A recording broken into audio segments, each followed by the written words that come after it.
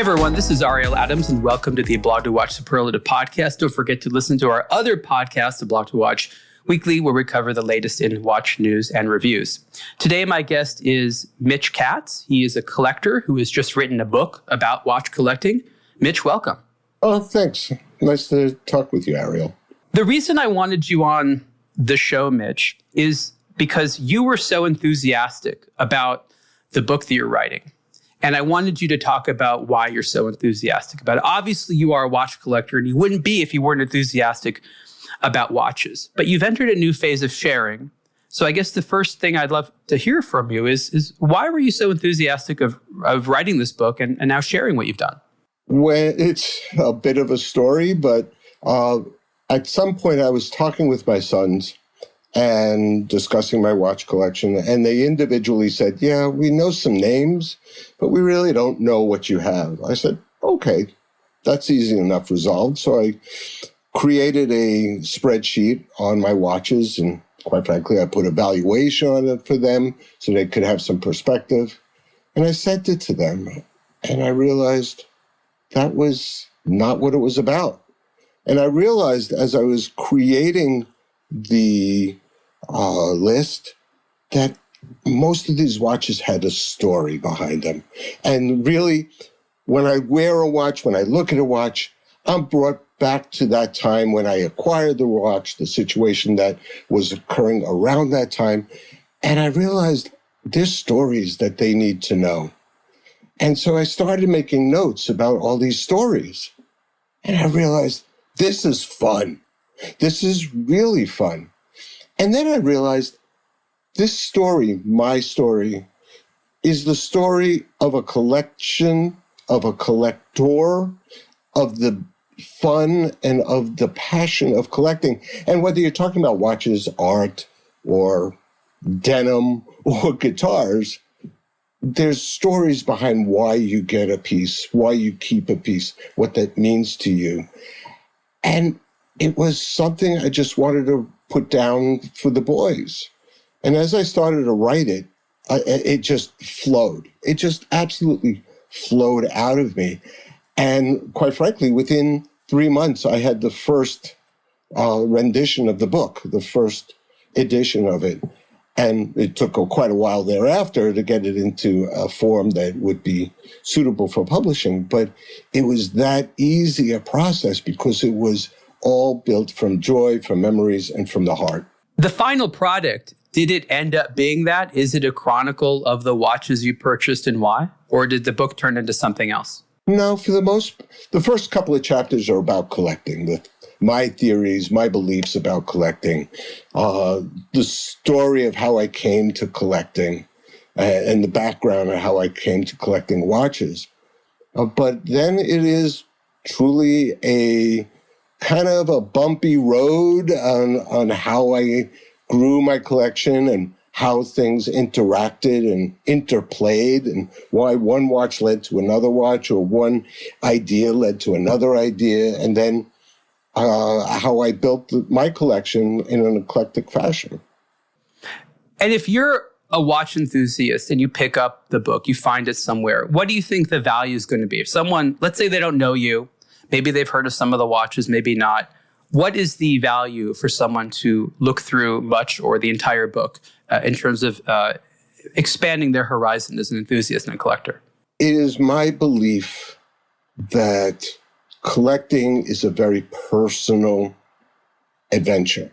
There are plenty of books out there that have to do with watches, watch companies, the technical aspects of watches, this precious watch or these rare watches, or about watchmakers. But very few books exist. I can think of only a couple from the perspective of the collector. And really, it may be a little pretentious, but I want to empower people to have confidence in themselves, to enjoy the process, to get the pieces that speak to them, not because somebody said, oh, you should have this piece, but to enjoy what they have and enjoy the process in obtaining them. And in so doing, get the passion of watches at whatever level they choose to be at. You started collecting relatively late in life. You are now retired from your former profession as a physician and a business person. And you told me the story a while ago about how, I believe it was after your father passed away, that you first got into watches. Talk a little bit about that and in general, how many years you've been collecting for. I've been collecting for 25 years. I had known about watches. When I started working as a physician, I decided that, I knew about Rolex, and I couldn't understand why anybody would want to pay that kind of money. And so I had this idea. I'm going to have a Swatch watch, and I'm going to get Swatch watches as I needed them. And after about 100 Swatch watches, I would have what one Rolex would have cost me. So what a deal. You get one watch, you get 100 watches for the price of one. And it made sense to me at that time. But then you grow up and want to have a nice watch. And my first actual fancy watch, my first dress watch, was actually a Seiko Mickey Mouse quartz watch my wife bought for me. And it was fun. I mean, I go out to the theater and I put on my gold-plated Mickey Mouse Swatch watch. Oh, not Swatch watch, Seiko watch. And I would be dressed up. But time went on, and those were fun. I remember those. Those were well done. It's pictured in the book. And so, but when my dad died, my dad was a consummate stamp collector. He would spend hours going through his stamps and collecting stamps, and I would help him at times. And after he died, there was a little bit of money that came my way. And what am I going to do with this money? My kids' college educations was funded. We owned a house. I'm not a clothes person. I'm not a car person. And so I could tell you exactly where we were. My wife and I were driving down the freeway. And I said to her, you know what? I want something that's lasting to memorialize my dad. I want to buy a watch. And so we veered. The marketing works. It's true. And I said, it's a lasting testament to my dad's collecting. So we went, and I went to a watch store that I knew, and I found a Maurice Lacroix master annual calendar with a chronograph. It was a lot of money. And I just got so nervous, sweating, shaking hands. And I called a friend who knew about watches, collector. I said, what do you think? He said, well, the price is good. You're getting a lot of watch for the price. Well, do it. So I did it and brought it home. And it's like, wow, what did I just do? And a few weeks later, my wife and I went away to Santa Barbara, actually, for our anniversary. And walking down State Street, we came upon this newspaper stand, and there was this magazine with, it's called Watch Time. I don't know if you've heard of it. And on the cover was Terry Bradshaw. And I said, oh, watches. So I bought the magazine, and I read it from cover to cover. And I almost 2 decades ago, I was into it as well. Yeah. Totally. Totally. I geeked out when I read that watches have oil reservoirs. I can remember walking into my son's bedroom and saying, get this, watches have oil reservoirs. This is insane. So the hook got implanted, tugged, and it's been into the rabbit hole and ever since.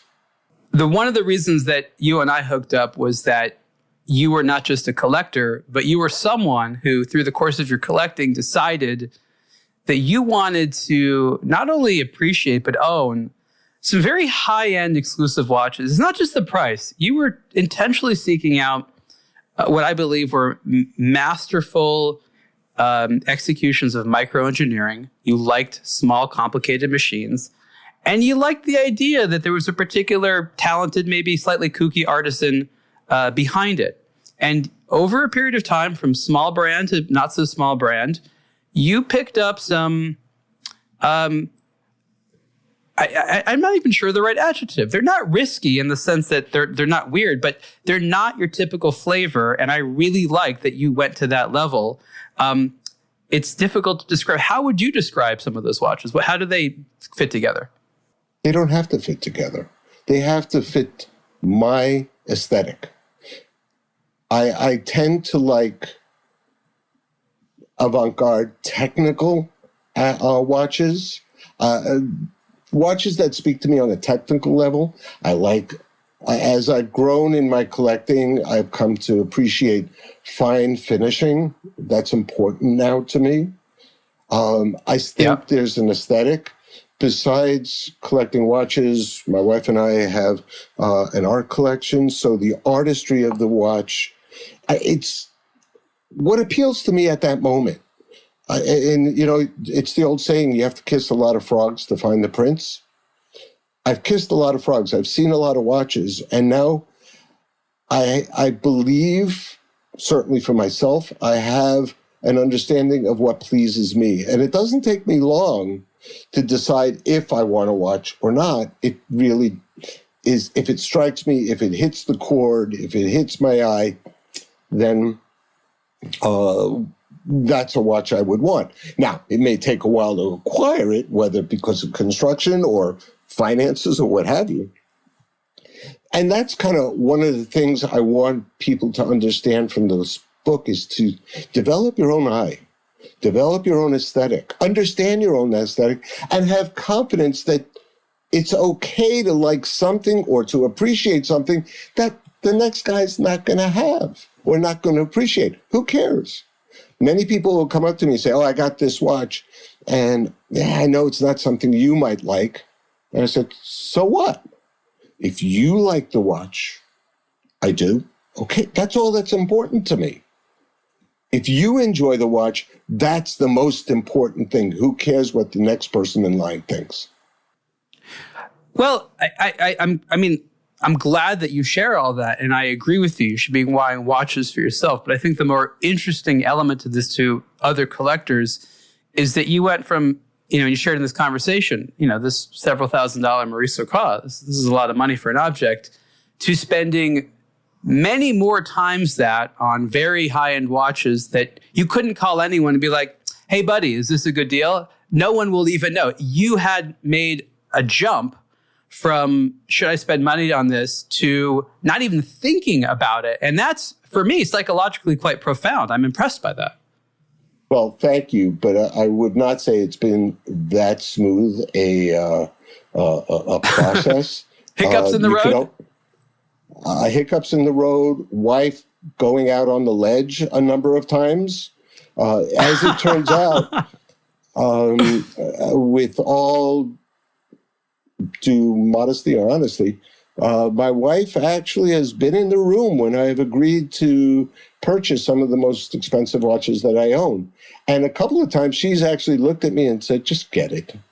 And, I not everybody's in this position. I get it. Not everybody can do that. But having the open communication with your partner is very important for just those reasons, whether it's $100 watch or a multi-$1,000 watch. It's just having that conversation and her understanding. And quite frankly, Ariel, I whatever you might say, and I appreciate the laudits, but I'm lucky. I just am really fortunate to have the capacity, to have the understanding of my wife, and just been lucky along the way. And, being an early adopter does have its risks, but it also has its benefits. She's incredibly supportive. You are very fortunate there. I would say that is for married people to spend money on watches, how the spouse feels is an ongoing topic of conversation and sometimes strife. So this is not an uncommon situation. You are definitely lucky there. Yes, you do need to have the money and the resources to do this. I just think it's interesting that this hobby not only delivered you so much joy that you felt it was a good use of money, but that you You really poured a lot into it. You didn't just go and buy safe things. And I think that's what's impressive. I think you looked at this like a patron of the arts. And you said to yourself, even if other people don't like this stuff today, I know it's good enough to know that other people appreciate it in the future. I'm okay getting something which I think is interesting, even if the community right now doesn't know what I know, right? Yes, but there has been only one watch that I have purchased with the understanding that of finances, in the sense of this is going to be worth something more than what I paid. I don't buy for anybody else. I buy it for myself. You're right. This sort of idea of worth has been such a popular part of the conversation that it could be interpreted. That's what I'm talking about.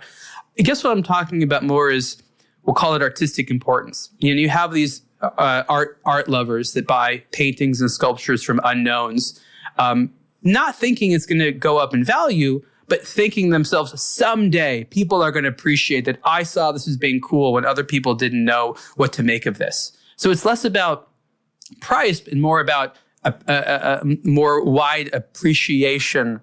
It's acknowledged that this is made with good taste and qualities, where at the time you had to be a deep enthusiast to be aware of that. You know what I mean? I know what you mean. And to a certain extent, yes. But again, I have bought some watches that to me have very, very deep meaning. But even today, 15 years later, have very little meaning to anybody else. And frankly, it was money very well spent. I mean, that's a good way of looking at it. Yeah. I mean, what price for fun and joy? Go ahead. No, it's just what price. I mean, it really depends on what you can afford. Yeah. Exactly. What I tell people with this hobby is, don't leverage your assets to buy a watch. Never take a loan out to buy a watch. Never buy a watch as an investment. If you can't afford the watch, meaning you can't afford to spend that money and never see it again, you shouldn't buy it. Everybody knows what their personal affordability level is. So spend what you can basically afford to dispose of. That's why you use your disposable income on this and nothing but your disposable income on this. And I'm sure that you would wholeheartedly agree with that philosophy. Totally. Absolutely. Totally.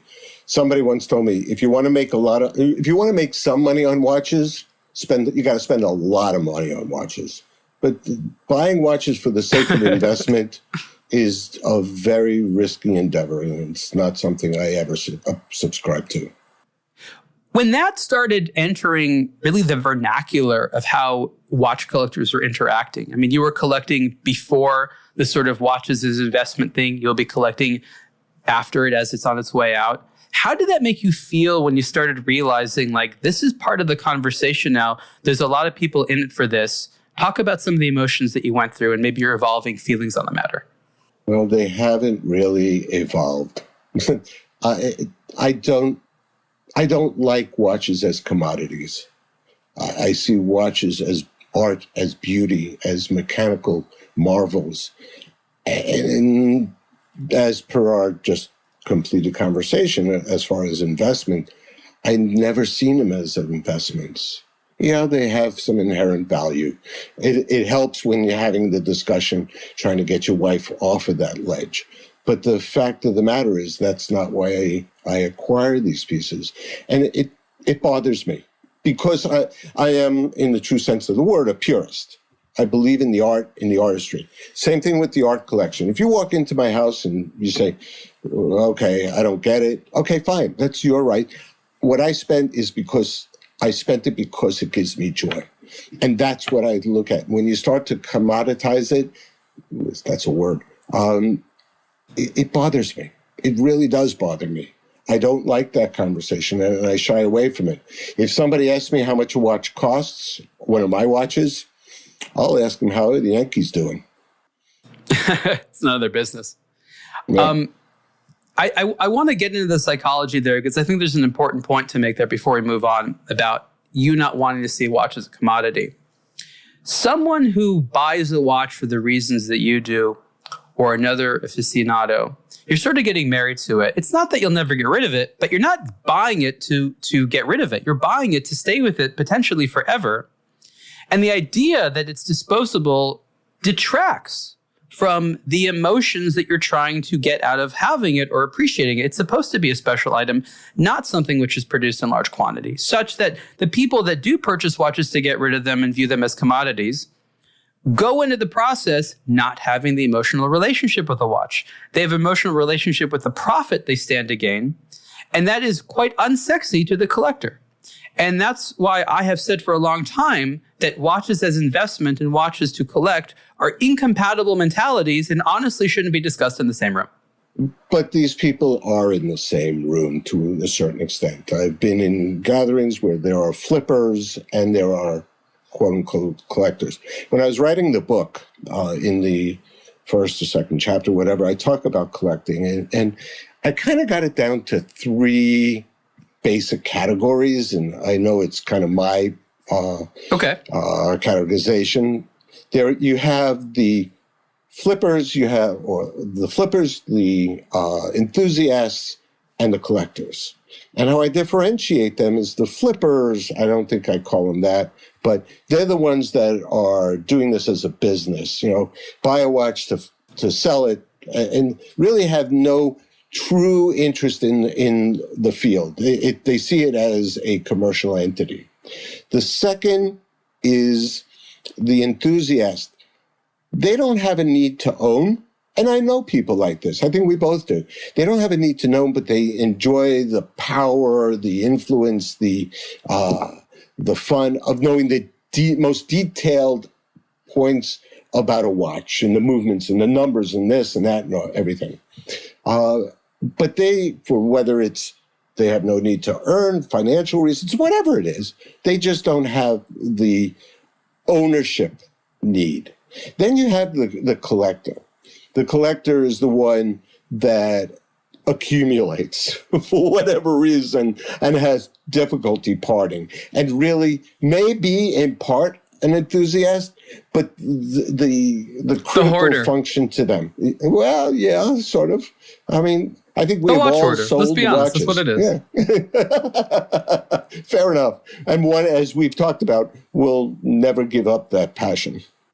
Look, if you're going to hoard something, watches are fine. They're small. They don't decompose, right? They don't look like trash. There's worse things to hoard than timepieces. Right, and they don't take up a lot of room. We have as I said, an art collection, and if we want to downsize, we have to think about where we're going to hang the art, or if we can take the art. Here, watches are small. That's what I tell my wife. I mean, they're small. They don't take up much room, except for the boxes. Yeah, the boxes can be big. I want to ask your interest in categorizing the collector. You're doing almost a psychological profile. You're trying to understand how they categorize. It's a healthy practice. My question is, what led you down this route? Is it because of your background as being a physician? Are you just interested in who these personalities are at these events and what brings people together and what makes them different? In addition to, obviously, the passion for timepieces, where did the passion for collectors as a species come in for you? When I was writing the book, I wanted to bring people along and understand why we collect to a certain degree. I think that's such a deep conversation that could probably take up 1, 2, or 3 books in and of itself. And it was just trying to explain myself to myself, as well as to the population who might want to read this thing. It's just, how did we get here? I mean, really, I was thinking about that, and we have museums. That's the ultimate collector, right? The museums take the art across the centuries, millennia of human existence, and put it in one space. Why did they do that? One is to preserve. One is to educate. And one is because somehow we need to hold on to our past. And, I'm not saying I'm a museum. I'm far from it. I've seen watch collections that could be museums, not mine. But why do we collect? Why did my son get so interested in collecting denim? And that's apparently a thing. Why is my other son collecting guitars? It's something speaks to us. Many of us collect, whether it's rocks, whether it's pictures, or who knows? We are collectors. We are by nature, hunters and gatherers. And in gathering, we sometimes leave some of that stuff to the side so we can appreciate it tomorrow, the next day, the next year. And maybe it's because of that emotional connection. I think that there's something hormonal about this, something primordial about this, that when you have identified an object that gives you joy, you get a physiologic joy in obtaining that piece. And so I do think, to a certain extent, there's a joy, a physiologic joy that comes with acquiring. I agree. And I'm really glad you brought up museums. I have so much to say on it. I mean, ultimately, I think I'd like to be the curator of some type of watch design museum that doesn't exist yet. But I came to the same conclusion as you. As I traveled and went to many museums around the world, I realized all of these museums are the outcome of some collecting hobby, whether it's one individual or one group collecting a certain type of object. We like to paint it as academic, which it is, but it all began with some nerdy collecting habit and people acquiring something. And then after those people die, they're like, where do we put it with all this stuff? It's too nice. We have to put it in a building somewhere and we might as well let people come see it. But every museum is the outcome of some nerdy collector. Very well put. And there's some that are more obvious than others. I think the Louvre might have a problem with you calling them nerdy collectors. There's a museum in Vermont. It's called the Shelburne Museum. And the woman who this collection grew out of was an heiress to the sugar fortune. And she collected the most random things: razor blades, shaving cups, dolls. It was buildings of stuff that she brought in, and not just 1, 2, or 3. I mean, hundreds of these things. It was just crazy. If somebody wants to know the sheer pathology of a collector, if you can get to the Shelburne Museum in Vermont, it's absolutely insane. And to me, that's collecting. I mean, the big museums. What a perfect example. Yeah. But the big museums come after generations of people who decided to collect the same thing. Because you're right, there's some museums which is the product of one person's voracious collecting. But an art museum is just generations of people collecting art, recognizing we can't just have one person's collection. We have to have a best of a bunch of people's tastes. So, and again, I use the word nerdy in a sort of tongue-in-cheek, fun way, but the idea is that to other people, this aristocrat, this wealthy person, this king collecting a bunch of this stuff, keep making it all the time. Other people are like, why are they keep being so into that? What's the point? Only later do people understand why. And it's a wonderful reflection on society to see people who have power and money and taste. What do they navigate towards? What are the things that they're into? There's probably some lessons to be learned even over the ages from people who make a choice of what to collect, how they collect. What does that say about society? What does that say about aesthetic? What does that say about something I should appreciate in humanity that I may have not recognized? Fair enough. The only thing you said that I would question about is the concept of taste. Sometimes it's kind of out there, man. And you can't question taste, Mitch. You know that. Yeah, You could disagree with it. You can't question it. You cannot question the person's taste. And one thing I have learned, and I try to do, and I actually said it before, is try to say, I don't get it. When you look at a piece of art or watch, whatever, and you say, I don't get it, you have, in a sense, dismissed it. And you have closed yourself off to understanding the piece or appreciating what that piece represents. And that's sad. So when we're looking at a piece of art or something like that, my wife and I just very carefully will stay away from the whole concept of I don't get it. I may not understand it. I may want to say, help me understand this. But to say just dismissively, I don't get it, it's sad. It's unfortunate. Can I offer an explanation? Sure, go ahead. I agree with you. It is unfortunate. And I have seen a lot of people just completely shut out things that they just say they don't like. And I've wondered why. Why are you so intentionally closed-minded? And I discovered what I think is the reason. Collecting of anything, especially watches, can be highly intimidating because the scope of the things that you could potentially be into. I believe that many people silo their interest to protect their brains from being too overwhelmed. They say, I'm only into this type of watch or from this era or this size or whatever, as a way of narrowing down the hobby to a scope that they feel that they can grasp. That's why some people only like vintage, because they're not making new ones. I can understand every one that was made. I can fully understand this and feel control over that. Whereas to be into new watches, left and right, new watches, new brands, good stuff, bad stuff. It's intimidating. It's stressful. So because the hobby has to be relaxing, I think that people self-silo, and that is a manifestation of self-siloing. That makes a lot of sense to me. The only thing that you said that was interesting was that some people find new watches to be overstimulating or anxiety producing. I have just the reverse. I'm really intimidated by the vintage market. That intimidates me so much more. I can recognize a new watch. I can recognize it. I can appreciate it. With the vintage market, there are so many variables that I don't have the confidence in myself. Because I haven't kissed a lot of vintage frogs, I guess, to appreciate vintage as a watches. buyer, I meant more like as an academic, like understanding this is every classic Carrera that was ever made. You're right. Buying new watches is ultimately easier than trying to get a safe vintage one. But as you see, just discussing this topic, there's so many nuances to it. Until we have further clarity, we're not even sure what we're talking about. That's how nuanced this hobby is. Mm-hmm. Exactly. And it's actually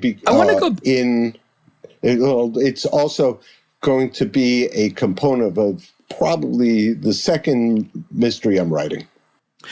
So I want to talk more about the fictional work you're doing. But before that, I want to talk about something which I think is quite relevant to the book you've just done that I'm looking forward to seeing. What's the title of it, by the way? Time on My Hands. Time on My Hands. I like that. A couple of years ago, I started thinking about an interesting situation is what happens, and it's kind of a morbid thing, but it's practical. What happens when a watch collector passes away and no one's quite there, doesn't really understand their collection, doesn't understand why they collected these things? Or if you want to sell things, how do you sell it along with the story? And I recognize the need for collectors to document their purchases, to explain why they got it. Is it for a particular anniversary or some celebration? What did I like about this watch? And I recognize that the explanation that goes with their collection is so crucial in giving it any type of future viability, so that an offspring, an heir, a fellow enthusiast can know what you know. And I realized there weren't tools for it. You also recognized that, and you made a spreadsheet, as you said, and you later decided, I need to write a book about this. What do you think could be created to help others that are not as enterprising better document their collection? And then is there a business behind this, or is it just sort of a set of best habits? Because I think you found out that you can't just get the watches. In order for your collection to have some type of permanence or longevity after you have to explain what it's all about. I had a friend. He was part of one of the watch groups I routinely interact with, and sadly he died. And he had a very... Sorry to hear that. Yeah, it's a few years ago, but he had a impressive collection of watches. And sadly, his sister, I guess, was his remaining family member. She inherited the watches. She didn't have a clue. And the group that he was part of offered to help the sister understand the watches and, give her a sense of value and a sense of relative worth of the watches, which unfortunately she did not take advantage of. And my understanding is that she may have been in turn taken advantage of by somebody on the secondary market. Don't know that for sure. Obviously not saying names. I don't want to cast aspersions where they shouldn't be cast. But nonetheless, that was one of the issues with my sons. I said to myself, if a watch is worth $100 and they want to take $10 for that watch, okay, know that watch is worth $100 or $90 or whatever. And if you're willing to accept $10, fine, but it's not because I didn't tell you. Rather than thinking you got $10, that's a great deal. That's up to them. I don't care. I ain't going to be here. So it doesn't matter to me in a sense. In the other sense, we just recently did our estate planning, and I had put in there how I thought the watches should be divided up between my two sons. And fortunately, our sons get along. They're best friends. It's all good.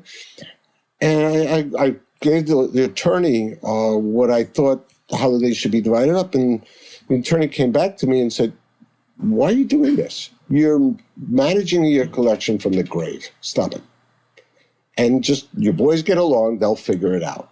Give them the resources of where to go to understand these watches and give the book. Now, to your point, they were a few weeks after we had spoken about the estate and watch collection and all that. The boys and their wives were talking and said, yeah, boy, I wish Mitch would tell us something about these watches. One of the sons said that. The other one almost smacked them upside the head and said, that's why he's writing the book. So do you need to write a 350-page book? No. Do you have to get all pictures taken? No. But I think it is of worth and it is of benefit to the people down the line to maybe take a picture of your watch and put a blurb of why this is an important watch to you, why it's there. It could be this watch is worth $100, or this is the watch I got when we went to Paris on our anniversary. Whatever. Give them some context. I think that's what you're asking. Is there a business model? Sure, you could set up a business where people will come in, but in the end, it's the person who has to do that. You can't just make stories up. You can have a person to evaluate the watch. Sure, that's easy. But to give the personal flavor to it, that's got to come from the collector. Can't come from anybody else. I guess what I meant as a business model was to create tools, maybe software or something like that, because you have to be quite organized to know what information to put, how to put it all together. Putting it on some type of a digital database, obviously makes sense. It also creates the ability to easily alienate those watches if you want to, send it to somebody else. I just recognize that, again, using an Excel spreadsheet or some type of basic documentation creates liabilities. You can lose that document, things like that.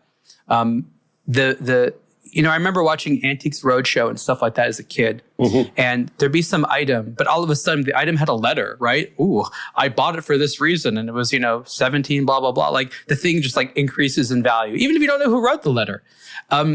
So I recognize that attaching documentation can make items far more interesting and far more emotional to subsequent generations. And I just don't have faith that most collectors can figure out a process on their own and will simply never do it. So I believe that if there was a simple system that was safe and secure, where people weren't trying to figure out what your watch collection was so they can market to you, because there are free tools to upload your collection online, but who wants to do that unless they feel like their privacy is being protected? That's why I think there's a business model of it. I've been thinking about this for years. It's just that you went ahead and took months, if not years of your life to do something because you have passion for it that hundreds, if not thousands of other collectors out there should be doing. They just haven't really thought about it like you have. Fair enough. You're not talking to the right person about this, because I am a technological Cro-Magnon. And I'm not a Neanderthal. I can work my way around computers. That's how we're able to manage to do this. But I understand what you're saying, but I don't know. I don't know the capabilities of what's out there to say, yeah, this is way. I mean, we could talk about it. We could play with that. And I'm always up for a new challenge.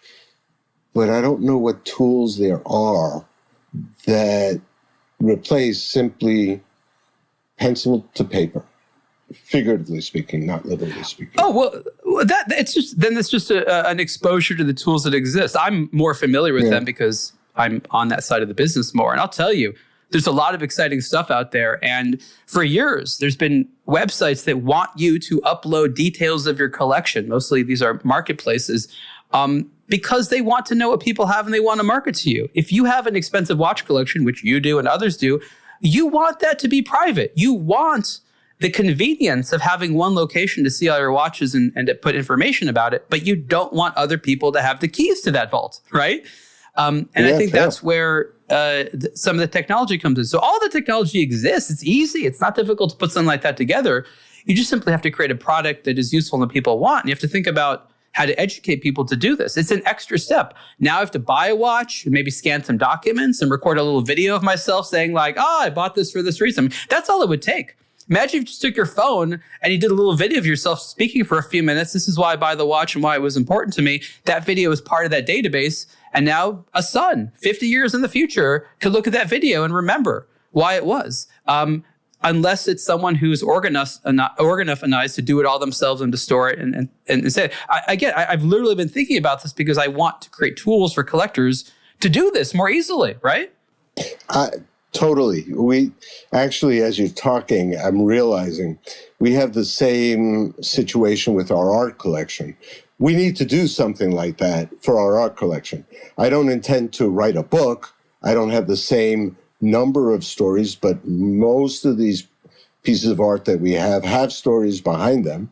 But yeah, to your point, I need to do something about it so our sons and their wives understand the art. So I've kind of done the book thing for the watches. I'm not willing to do that for the art, although I am equally passionate about it, but I do need to do something. To your point again. I think there needs to be the Mitch Museum. It sounds like that's what there needs to be. Go the museum route. We already talked about it. You just need to find yourself a building and location. South of France, perhaps? Yeah. Where would you like your museum? It could also be your memorial. Why have a grave plot? Your museum is it. Yeah, no. Not happening. It's a lot of work, but I think we both agree that there should be tools. We'll have to continue that conversation some way in the future. Let's talk about fiction writing, because I think this conversation is interesting up to the point it's like, okay, collector writes a book about his collection and collecting nonfiction, but now you haven't stopped there. You say, I like this watch thing, I like this writing thing, and now I want to write fiction that includes watches, and you'll just have to explain what that's all about and what you're working on. Well, one of the beauties of watches that has occurred in my 25 years of doing this is the fact that I have now friends all over the world. I was communicating with, and still am, a friend in the UK, and I told him I was writing a book about collection and all that. And he said, you should write a book, a murder mystery. It's like, what? And he knows that I like mysteries. I like to read mysteries. I said, what? How's that work? At the same time, I was communicating with a watchmaker and told him I was writing a book. He said, maybe I should write a book about collectors. And I said, yeah, no, that would be a really bad idea. I know you. That would just not do you well. But this idea of a mystery, I didn't have an idea. And it was Mother's Day, I guess a year and a half ago. I was walking across the street with my wife, We parked the car, we're going to a restaurant, and like mid-street, again, I can tell you where this happened. I got it. I figured out a plot. And then when we were sitting at the table, I was still reflecting on what this watchmaker said. I said, I got that book. I understand that book. And so what I did was I took a real event and I constructed a story around it. And it's no secret. Back in the early aughts, there was a watchmaker in upstate New York who had it was the Budapest Watch Company. I don't know if you remember him. I don't remember his name. I could look it up. But this guy Fraudster? No, this is all real. He was. I'm thinking another East Coast. Yeah, no. He was Hungarian, and he was a watchmaker. He came to the U.S. and he set up the Budapest Watch Company, and he developed a watch movement that he called the Eternal Winding System. And basically, it has the similar kind of principles as the Atmos clock, where changes in barometric pressure can wind the watch through its actions on gas.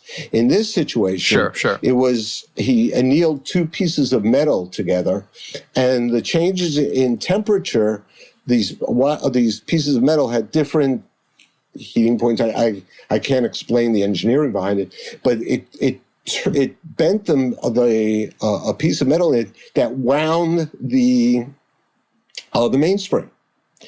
And this is for a wristwatch? Yeah. And he labeled it the Eternal Winding System. And I actually found the patent. You can Google it.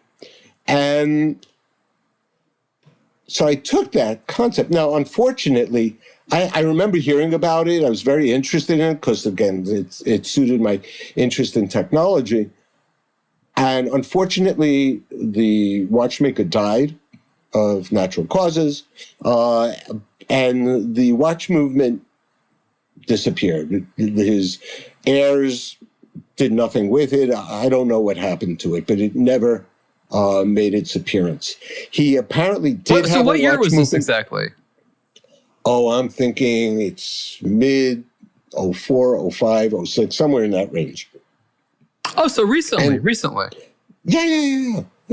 And it was, he actually got it to work on the table. I believe he had a movement running for a month on the table.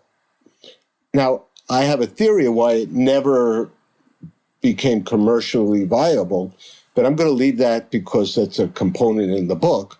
But I took that movement, and what watch company wouldn't want that movement for whatever reason? So I constructed a story, all that. I got a body count of 5 in there, which is always good. You want some bodies lying around. I can, kill some people and not get into trouble. I mean, it's great. And I just had a blast doing it. So that book is done, and it's starting its editorial journey. So I'm hoping it's going to probably take a number of months. Right now, I'm trying to keep everybody focused on this first book, and then we'll worry about that. But in the interim, I probably have a little ADD. I've already about 70 pages into the next murder mystery involving watches, taking another end of the industry and making it into a mystery and murders. And I've already got a body count of 5 there. So it's good. That sounds really exciting. One of the things I want to know is, who's the intended audience? Are you thinking about your watch collector buddies? Are you thinking about sort of a more mainstream audience that you want getting into this and knowing about watches? I'm just curious who you're writing for on the fiction side. And on the fiction side, I'm writing for myself. Yeah. And I'm having a blast. I really am. It keeps me engaged. I just sit down. I mean, there are times when I can't go to sleep until I write some notes down because I'm afraid of falling asleep and forgetting the next scene that I want to write. And I have pages of notes. Would I like it I mean, frankly, this first book, there are no movie rights to it. Yeah, I can't sell the movie rights to this one.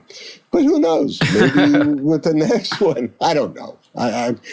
It would be fun if people enjoyed it and they get the joy out of it that I have writing it. Again, do you need to be a watch collector? No, because watches are a part of it, but it's not. You don't have to understand where screws go and, what a watch movement does and, the difference between a tourbillon and a repeater and yada, yada, yada, yada. But I explain it where it's necessary so that even somebody new to watches or doesn't even know anything about watches can easily understand and not get lost. So it's really to the general public who like mysteries or suspense. I'm excited to see it myself, and I'm sure this is going to be a big hit for collectors. So continue to keep me apprised of the progress. And honestly, that sounds so exciting that you're personally enthused about writing multiple books. I think the hobby would benefit from having more fun stuff like that. For the last part of the conversation, I want to talk a little bit more about watchmakers. You've purchased watches directly from a lot of independent watchmakers. A lot of the brands that you like are from those individuals or from big brands that are sort of made by their specialty watchmaking departments.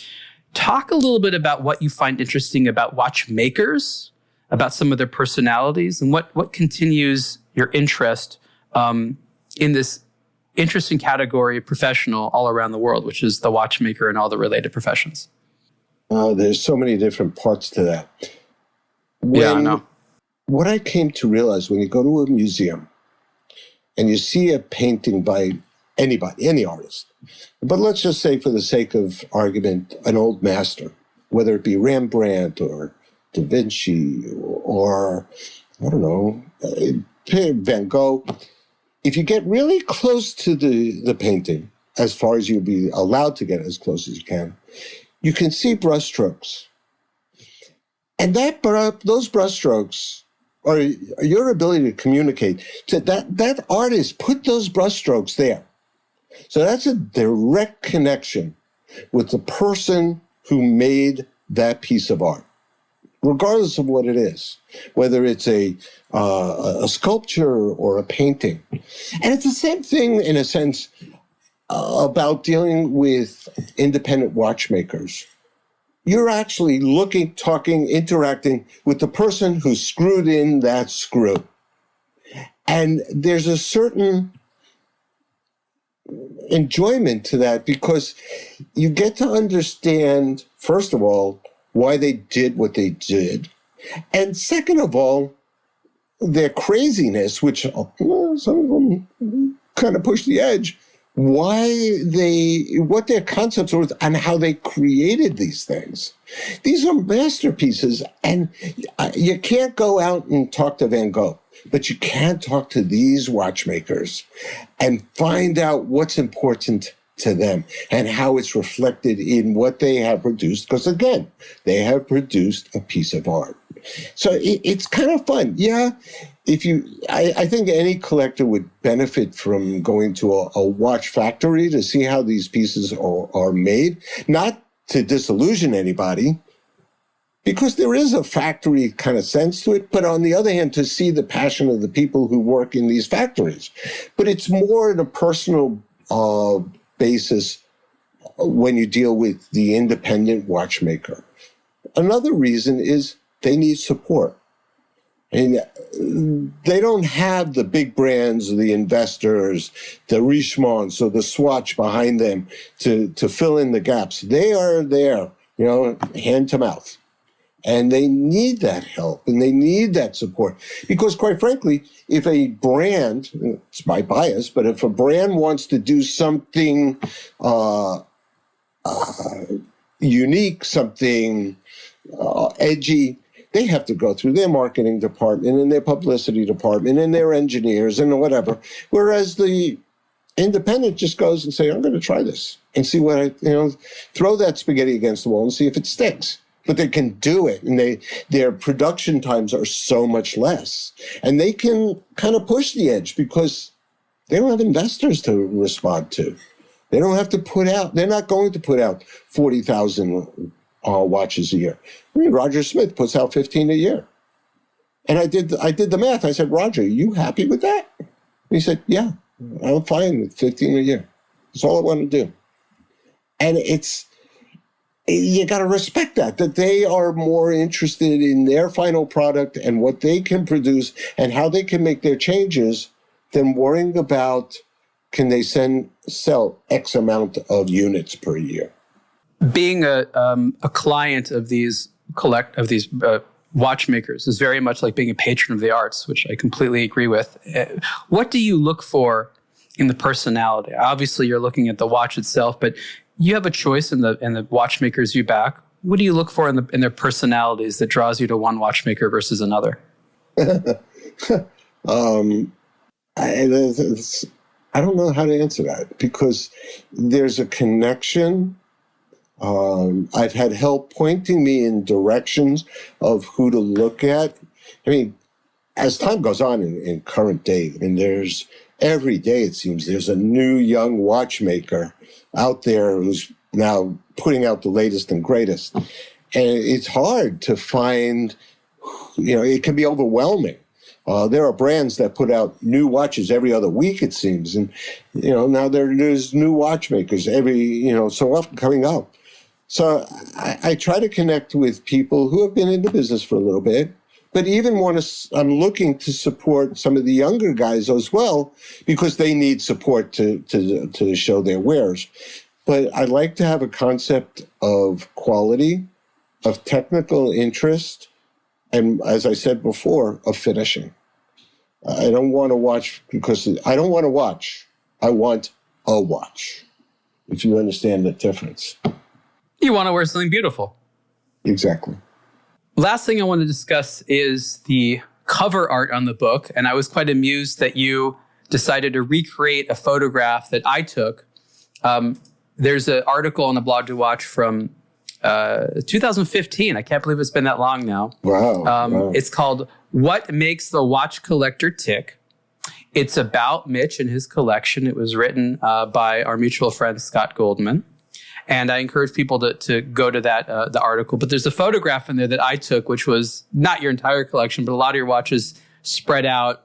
And what was it about the picture that you liked so much that you decided to recreate it in higher fidelity, so you could print it on the front of a book to represent the story in Time on My Hands?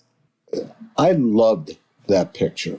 First of all, just to your point, in that article, I'm referred to as Ryan because at that time we agreed to do this anonymously. So yes, that's right.